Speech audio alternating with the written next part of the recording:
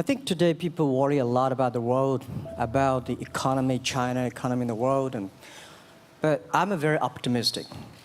When people start to worry, that is the opportunity is. Right? I worry about the blood testing, and she created good things. And I think great innovations, great companies always happen in the tough times. Life's like the music. You have up, you have a down, you have a long, you have a short notes. And I like the American movie. Life is like a box of chocolate. You never know what you're going to get, right? So I'm pretty optimistic. The opportunity in the future for equality is huge, because in the last century, the IT is for big companies. The globalization is for big companies. But now with the technology, we can serve those 80% of the companies that have never been served. We can serve the 80% of the young people that have never been served. Technology for internet is so cheap, so easy to use. One of the reasons why we grow in China e-commerce so fast, much faster than the USA, because our infrastructure of commerce in China was too bad. When it is too bad, something happens and goes. Today we are working on the rural areas of China. I can never imagine that China, about 800 million people still live in the rural areas, are farmers. And there are about close to 200 million people. Their income is less than $1 per day. And before the internet, it's impossible for these guys to reach the PC because it's so difficult. Even people like me, I don't know how to use a PC. But now, 80% of the farmers, those people using mobile phones. When I have the mobile phones, the internet, the data, things change a lot. So I'm excited about the future. People always worry. That's the, I love the young kids sitting there and talking about the dream, the hopes, because if they have the hope, we have the hope. That's what I believe. And let's just take what you do. And I've loved every description I've ever heard about how you serve people, and your story about the bamboo farmers and your wife and her friends. It was fabulous. But where's this going? What are you going to do? What are your plans to maximize the use that people in remote rural areas of China can make of their cell phones besides ordering your products? How are you going to get it? Are you going to get them in the banking system through cell phones? How? Well, we never know that we can grow so fast. In the past 5 months, we covered 4,500 villages. And these people, normally they use in very traditional way. It took them like we went to a rural area. It took them, the farmers, 2 hours to walk to the downtown in the middle of the town and buy things. But today, because of the mobile phone, and we can deliver things to their home, to their village within 72 hours. I remember last week I read a very interesting thing. This is amazing. There is a girl, she told me a story. She said her grandfather, 92 years old birthday, and for his life, he always wanted to try one Western style food. But he lived in the rural areas. There's no such restaurant food. So she said, I tried on the internet, book a restaurant dinner for Western food, delivered to that village. And they finally immediately find one restaurant. There are 3 guys. They took like a 3 days bus from Shanghai to that village, made an Italian spaghetti and beef for them for this 92 years old birthday.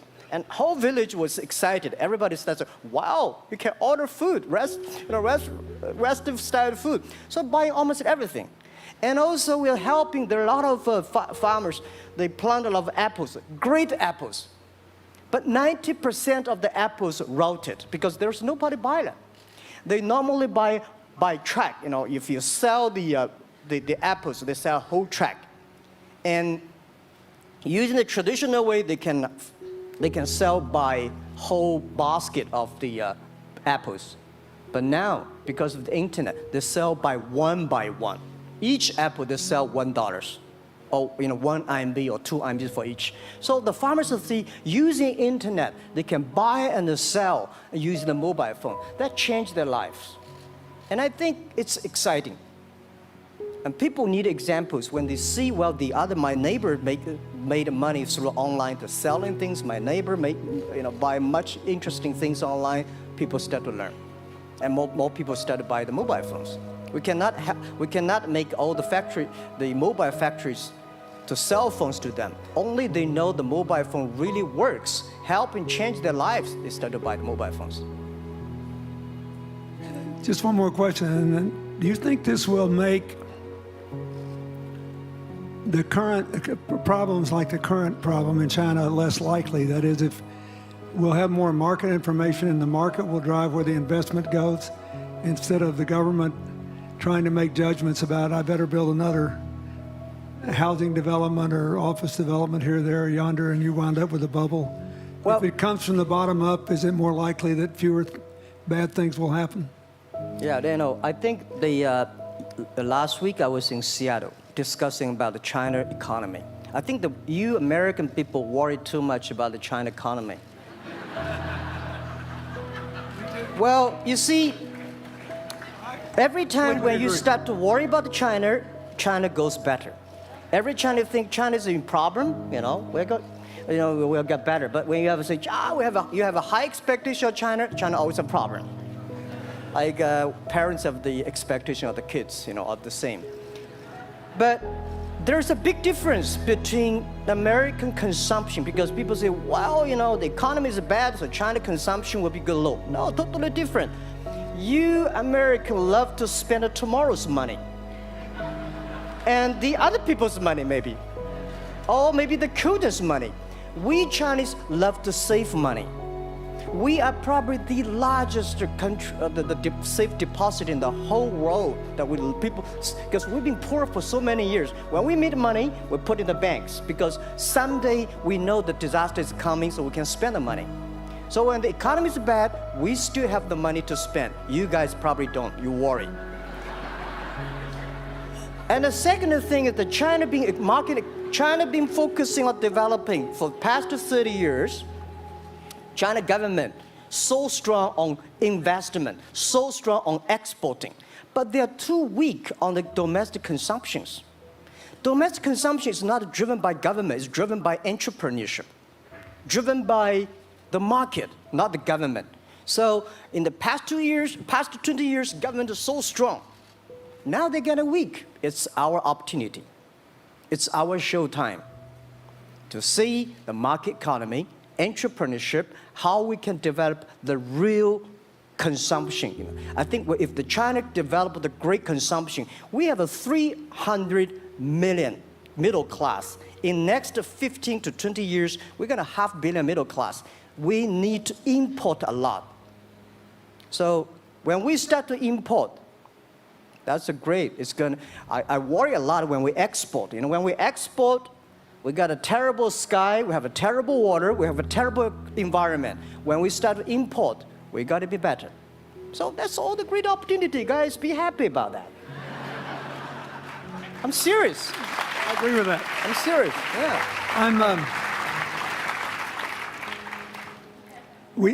Worry about yourself, don't worry about the others. The reason some of us worry about China is we depend on you to buy our debt. However, I tried to be more Chinese when I was president. I saved a lot of money, so good.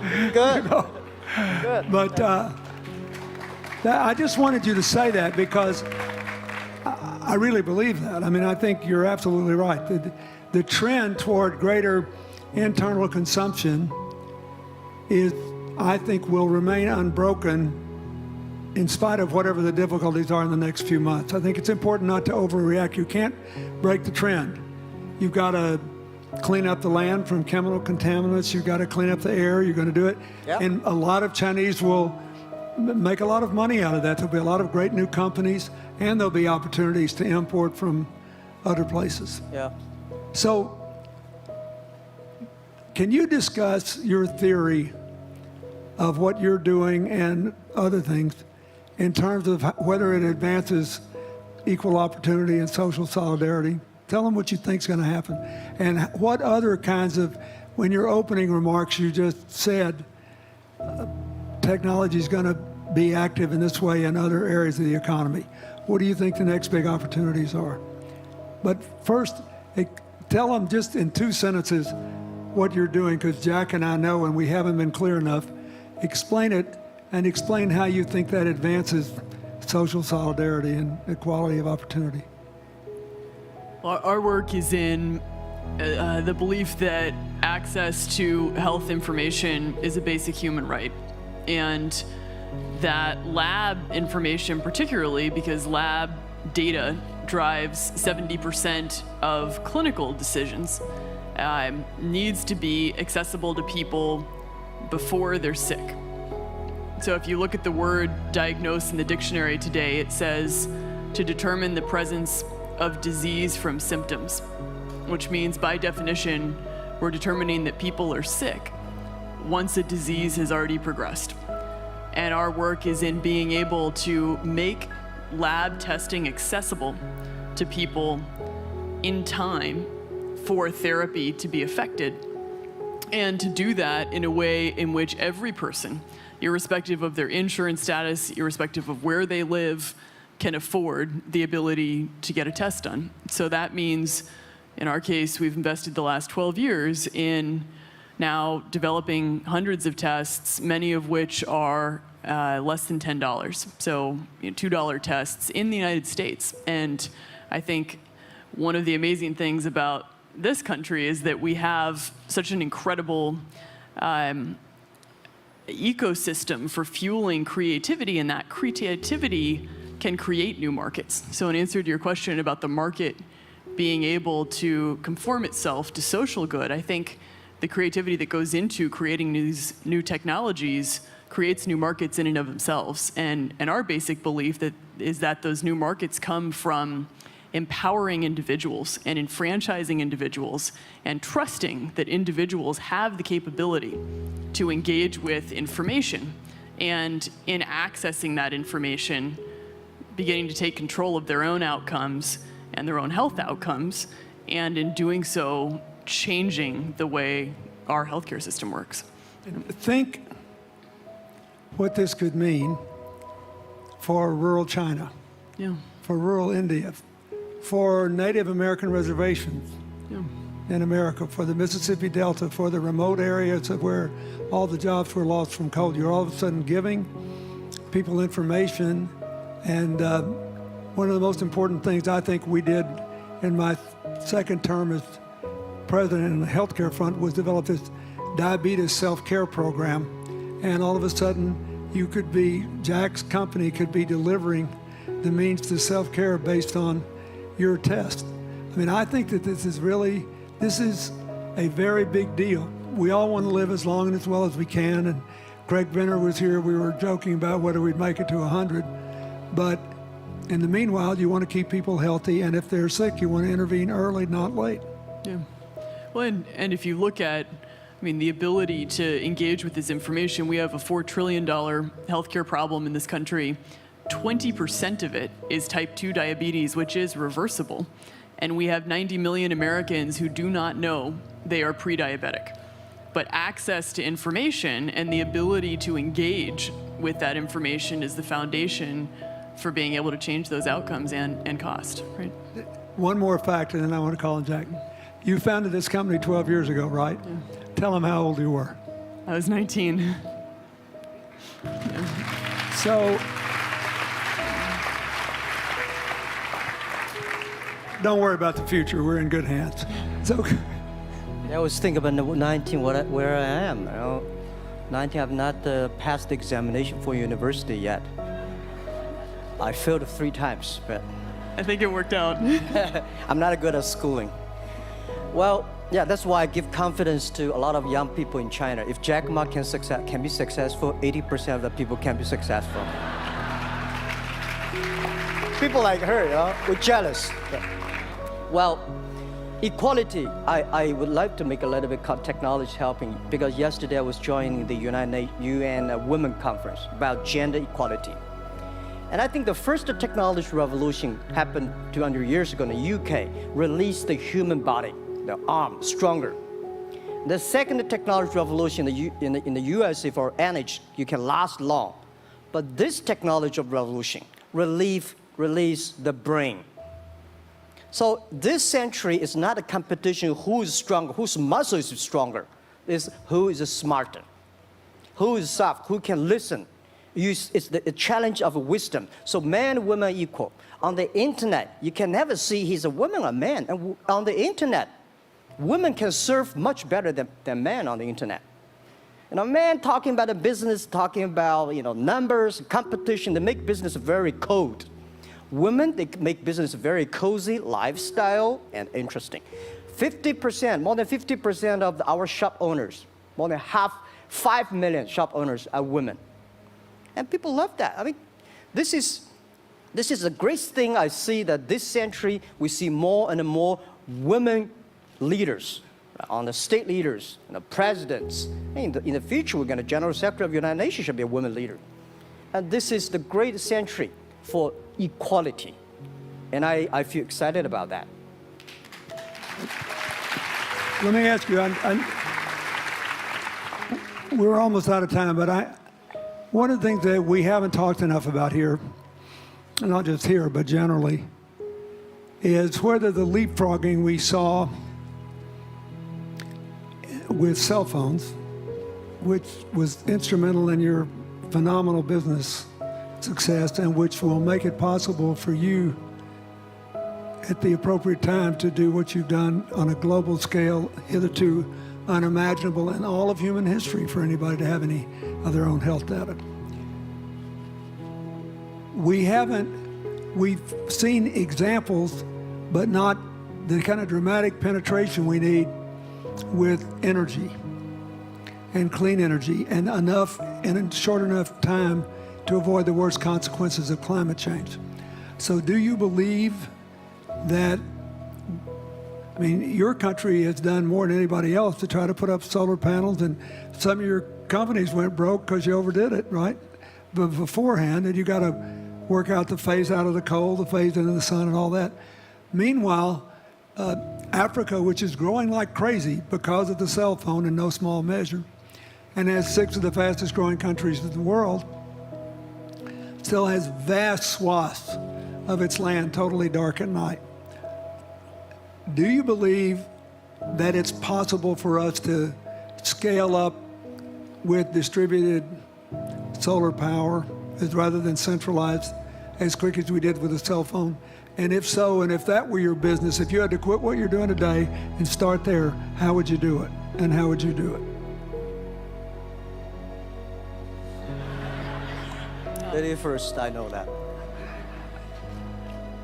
I'm such a huge believer in technology, and I think especially right now, we're at an incredible time in terms of new technology and the ability to apply technology in a scalable way towards solving some of these problems. So I would look at it in the context of some of the renewable solutions that we already have, and in the context of empowering, connecting individuals with access to those solutions, and in the context of creating markets around them. I think that there's real opportunity to actually create an ecosystem in which people can financially benefit from these solutions, and I think that's going to drive an adoption. I think in developing economies, there's a revenue stream associated with that, and the more we can turn even already some of the technologies that we have into markets, the more that we can fuel, I believe, local growth and individual engagement in beginning to adopt some of these solutions.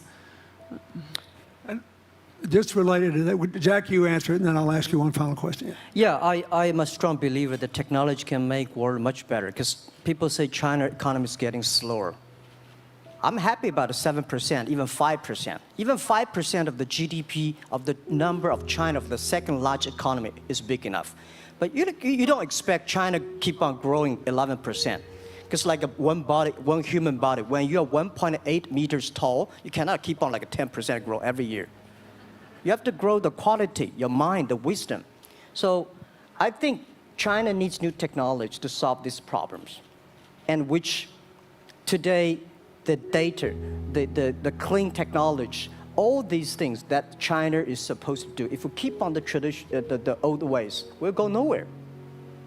This is why I feel excited, because people ask me, what is your dream now? Because I never thought I would be today. I can sit here talking to president. I'm like a guy, you know, on the street and like failed 3 times for university, 5 times for high key schools. I applied for 10 times in Harvard school, all rejected. I never thought, because of the technology, because the internet give me this opportunity. So I'm think when I retire, I don't want the Chinese people have a terrible water to drink, unsafe for food, and the money we make all spent in the hospital. That's disaster. So how we can using the technology to enable young people, the great chance of this world, don't worry about it. We got 1.4 billion people who were born in 1980s. They are the people of the internet times. They are going to have new ways to solve the world problems. The things you are worried about today, they can solve it. And human beings have these kind of worries for centuries. And young people can always solve it. And today, when you have a right direction, clean energy, you know, the climate change, all these issues, they will be solved, and these are the great opportunities ahead of us. Anything else?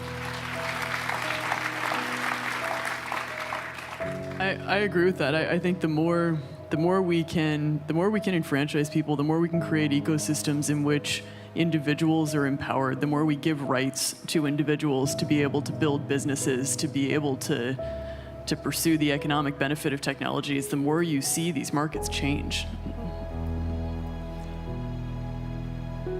Before they leave the stage, I want you to look at them. And I want you to think about the time we have had to spend here dealing with the refugee problems in Syria and Lebanon. Stand up, Elias. This is my friend Elias Bousab. He is the education minister in Lebanon. He's got to educate all these kids. And so he left a miracle that very much reflects the lives that Elizabeth and Jack have lived. He was in a very responsible position at the American University of Dubai. They started bringing American scholars over there to live in an Arabic culture. He did all these wonderful things. Lebanon got in trouble. He went home to save his country. What is the difference?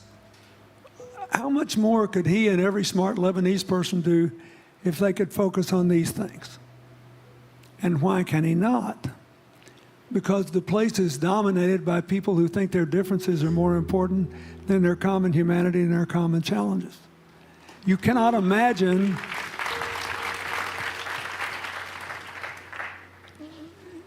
Jack Ma's proud of being Chinese. I like that. He never hid it. He's happy about it. I'm proud to be a global citizen too. Yeah. Yeah. And I imagine Elizabeth's proud to be a blonde-haired, blue-eyed American techno whiz from Northern California.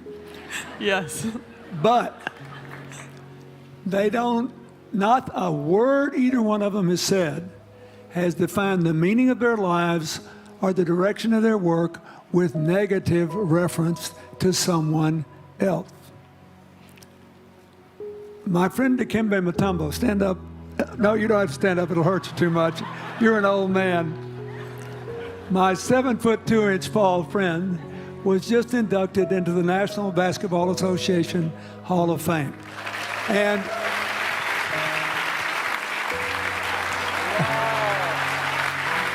he, my family, my whole family loves him.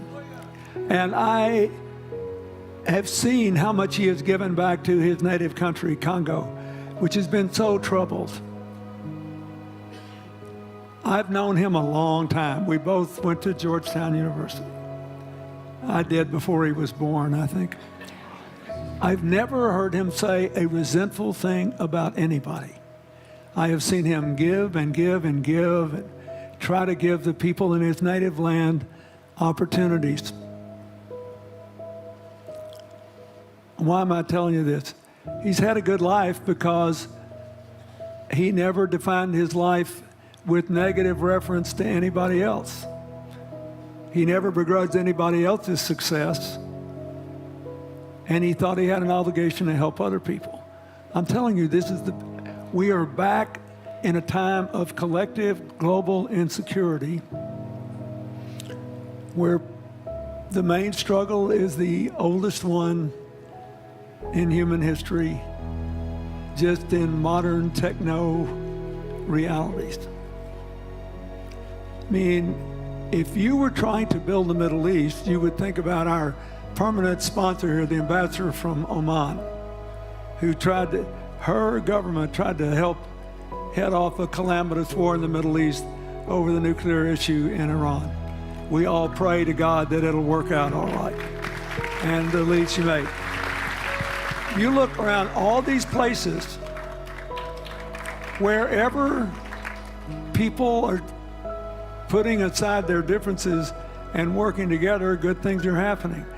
We cannot achieve economic or social equality without living in the factual realities of the world we face, looking at the obstacles, looking at the opportunities, making the best decisions.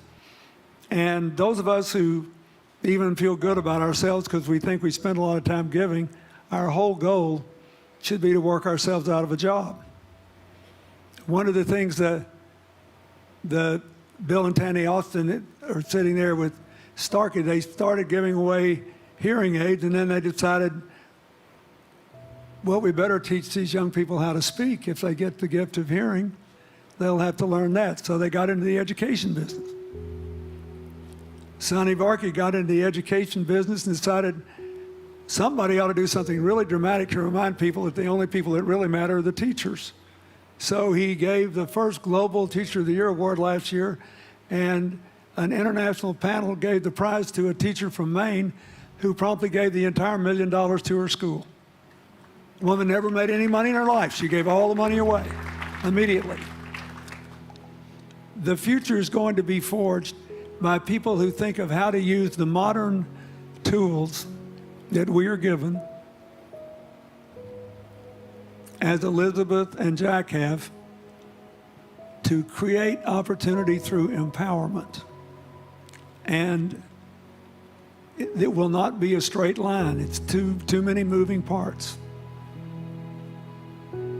But I just want you to think about that. The reason you feel good looking at them is that you identify with them even though they're different from you.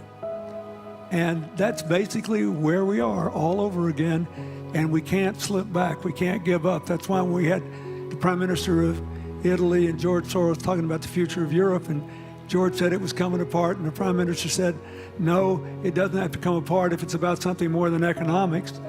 I thought it doesn't have to come apart if you will it not to, and you put yourself on the line for it. There are no guaranteed outcomes today, but you can guarantee that the trend is right. So go ahead, Dee, we're going to say something, weren't you?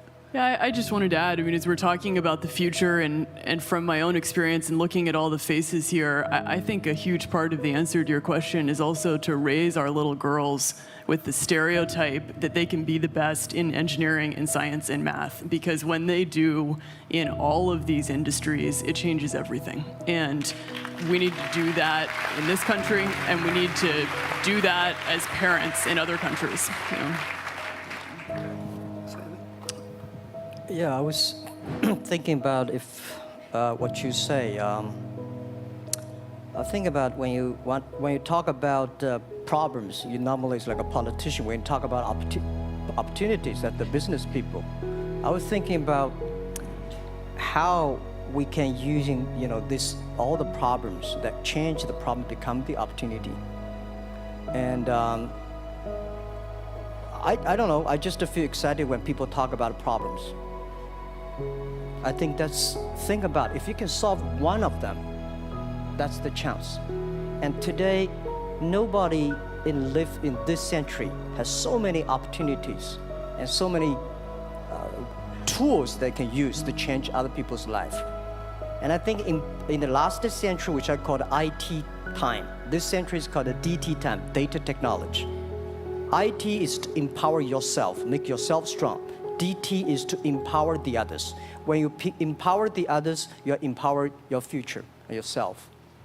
So when I listen to you talk, I agree, and I think that's why we were born in this century. That's why how we can use the internet to help more people. Let's give him a hand. Thank you.